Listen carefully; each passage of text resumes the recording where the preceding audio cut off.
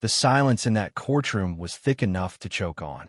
You could hear the scrape of old shoes against marble as she walked in handcuffed, head high, but weighed down like the world had folded itself across her shoulders. Elaine Johnson, 58, homeless, black, a so-called trespasser.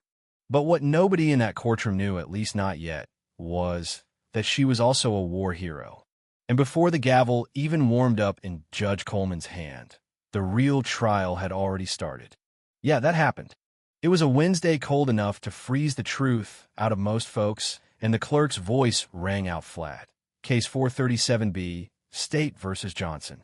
Charges: trespassing and resisting arrest. The judge didn't even bother looking up at first, just mumbled, "How does the defendant plead?" And I swear, without a single shake in her voice, she said, "Not guilty, Your Honor," like she was built from something fire forgot how to burn. The prosecutor, all smug in a tailored suit and Italian leather briefcase, looked like he'd already won. "She was found sleeping in a hospital entrance during a snowstorm," he said, after repeated warnings. "She refused to leave, became combative." Combative. You know what that meant? She asked, "Where am I supposed to go?" That's it. That was her confrontation. The man didn't mention it was 15 below that night. Didn't mention the shelter was full. Didn't mention a damn thing about how humanity tends to melt in weather like that. The judge finally raised his eyes. "Do you have legal representation?" She shook her head, calm as a lake in February. "No, Your Honor. I can't afford a lawyer." He sighed, probably thinking he was about to hand her over to some overworked public defender. But Elaine? She said, "I'll represent myself." You could practically hear the courtroom blink in unison. See, 6 weeks earlier, she was sleeping on a bench when 2 kids chucked rocks at her. "Hey, bum, this bench ain't for you," they screamed, laughing. But she didn't cry. Not her tears dried up years ago. Around the time her veteran benefits got denied for the 3rd time over what they called inconsistencies. That word haunted her. Still does. They said her paperwork didn't line up. That her name was misspelled once Elaine turned into Ellen on some clerk's form. Or that her PTSD wasn't linked clearly enough to her service. Never mind that she saved 27 soldiers in one night in Afghanistan. Never mind that she was a combat medic captain in the U.S. Army. Captain Elaine Victoria Johnson. But see, none of that mattered anymore, not to them. They took her license, her job, her home. But they didn't take her spine. That she held on to. And now she was standing up in front of a judge who had no clue what kind of storm was about to crash through his courtroom. The prosecution called the hospital's head of security. Said she was scaring patients. That complaints had been filed. Somewhere in the back, Dr. James Wilson, the hospital director, was watching like a man who thought his problem was being neatly removed from public view. Wilson was the one who called the cops on her that night.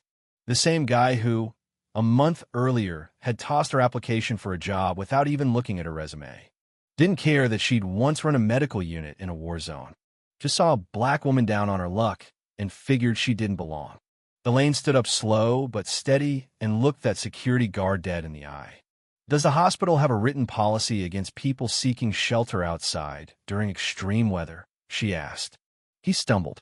"Well, no, not explicitly. And wasn't the hospital operating as an emergency shelter that night, according to city protocol?" She pressed. It was a turning point. Nobody in that courtroom realized she had a recorder up her sleeve or a folder full of documents so meticulously compiled they could shred a dozen careers. And then came the moment.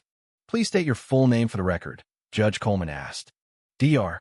Elaine Victoria Johnson, Captain, United States Army Medical Corps, 2nd Infantry Division, retired." And just like that, every head turned. Even the judge blinked. Something shifted, not just in that courtroom, but in the whole tone of the damn air. Judge Coleman called for a recess. Whispered something about appointing counsel, but not because he thought she needed it. Nah, because now he was curious. This wasn't a trespassing case anymore. This was the tip of something sharp and dangerous to the people who thought they were untouchable. While Elaine waited in a back room, a young lawyer named Maya Reynolds came in. "I'm your defense attorney," she said. "I don't need one," Elaine replied, eyes clear. Maya blinked. "MS. Johnson." Dr. Johnson, Elaine corrected her, and that little correction, that reminder, lit a fire behind Maya's eyes. She wasn't just dealing with a defendant anymore. She was meeting a soldier with a mission. Outside the room, Dr. Wilson was panicking. She was a military doctor. He hissed at his lawyer. Why didn't we know that? Because you only searched the last 5 years, the lawyer muttered. And in that time, she was homeless. Back in that tiny library on the edge of town, weeks earlier, Elaine had stayed up night after night, combing through denial records. The librarian, Catherine Turner, had noticed her sleeping near the back shelves during a storm. Quietly, respectfully, she let her stay. Then she started helping. They formed a bond, not of pity, but of purpose. I found it, Elaine whispered one night, staring at a spreadsheet glowing on a dusty screen. The pattern. It's right here. 12 veterans. All denied. 8 black. 3 Latino. 1 Native American. All had minor inconsistencies in their records. All denied by the same regional VA office. All had PTSD. This is discrimination, Catherine said. No, Elaine corrected gently.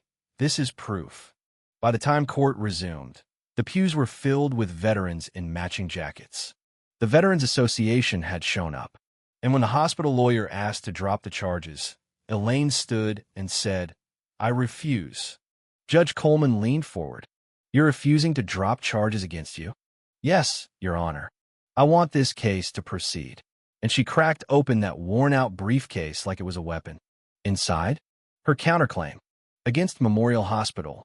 Against Dr. James Wilson. And it landed. She played the tape. Wilson's voice echoed. "I don't care if it's snowing, get her out before patients see her. She's probably lying about being a veteran." The air turned electric. She brought Anthony Clark to the stand, a retired colonel. He testified about hiring bias, about how black veterans with superior credentials were constantly overlooked, how Elaine herself had been passed over for someone with zero medical background. She revealed that the hospital had received federal funding under the Veterans Integration Program, which came with legal obligations. Obligations they'd violated. She had memos, emails, stats, audio recordings. And when the judge saw Wilson's signed directive instructing staff to remove undesirable individuals for patient comfort, his face changed. Hardened. "Dr. Wilson," the judge said, voice low, "come forward." Wilson stood barely. The room was ice. The veterans were fire. Elaine closed with one sentence that felt like thunder. "I'm not here just for me." And the room, man, the whole city started listening. 3 weeks later, she testified before the Senate, wore a borrowed suit, sat upright, eyes locked forward. She spoke not as a victim, but as a soldier. Wilson, meanwhile, was in a motel room watching his name burn across the news. Lost his job, his license, his money, gone. Elaine got offered a job special advisor to the Department of Veterans Affairs. She said yes on one condition. "I want a team of veterans who face what I've faced." 6 months later, she was in a new apartment, Catherine bringing her a houseplant. Her story had become legend. Her case had cracked open investigations in 5 states.